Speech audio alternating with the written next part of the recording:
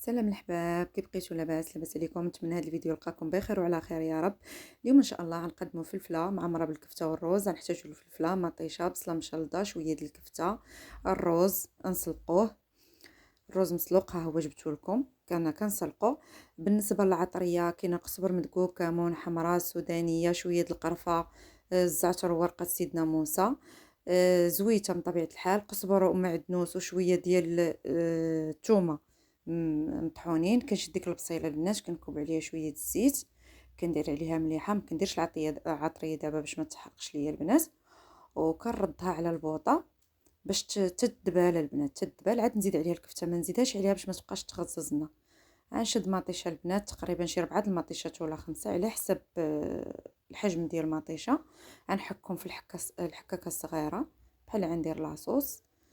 كتجيب لذيذه البنات، والله الا كتجي غزاله، تاكلي منها ما تشبعي. لذيذه، وديك ورقه سيدنا موسى والزعتر والكفيته وهذا كتجي زوينه بزاف البنات. عيش جربوها، وسهله سهله بحال هكا الغدا. زوينه بالنسبه اللي كيدير ريجيم ياكل الفرشيطه، اللي ما دايرش ريجيم ياكل بالخبز ماشي مشكل. هنا البنات راه ساليت ديك مطيشه كامله حكيتها. صافي كنشد ديك الزعتر كنحكو هكا بين يديا باش يتفركت على لاصوص كامله. ورقه سيدنا موسى، ديك الشرموله اللي مدايره ديال القزبر ومعدنوس والثومه، تقريبا ربيطه صغيره وشي 4 د الفصوص. هنا معلقه صغيره ديال القزبر، تقريبا معلقه ربع ديال الكمون، معلقه ونص ديال الحمراء. السودانيه البنات راه على حسب الذوق. شويه القرفه البنات كتضيف لها واحد اللذه زوينه.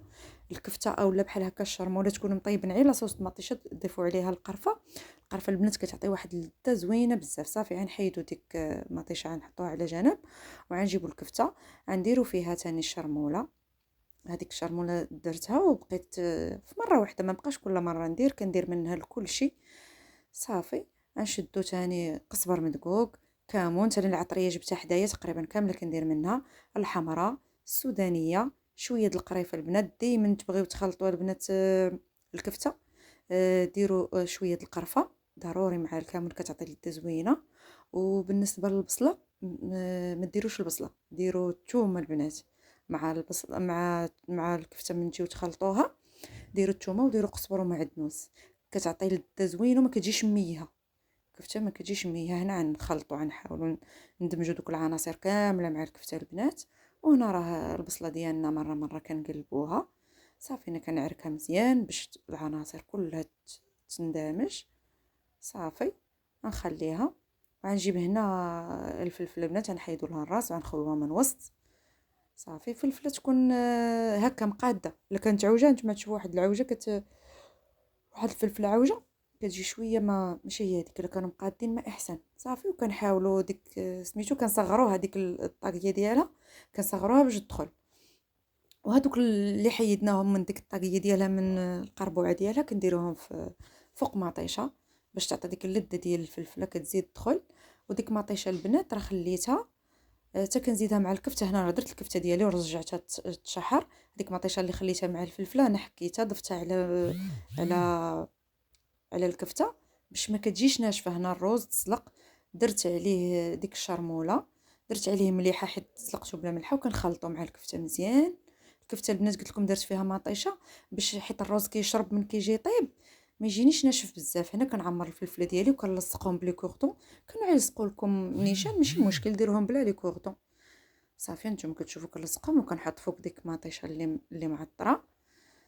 صافي وسميتو كما قلت لكم البنات، مطيشه كنديرها مع الكفته ضروري كديرها باش الروز من كيشرب ما كتجيش ناشفه، كتجي مرويه، وكتجي ما كيجيش كاع باينه ديك المطيشه اصلا.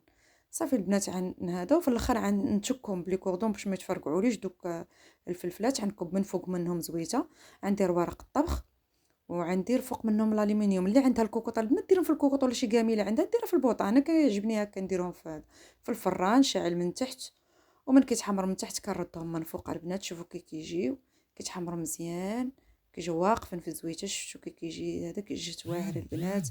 وديك مطيشه ملبيه راه كما كتشوفوا ها هي.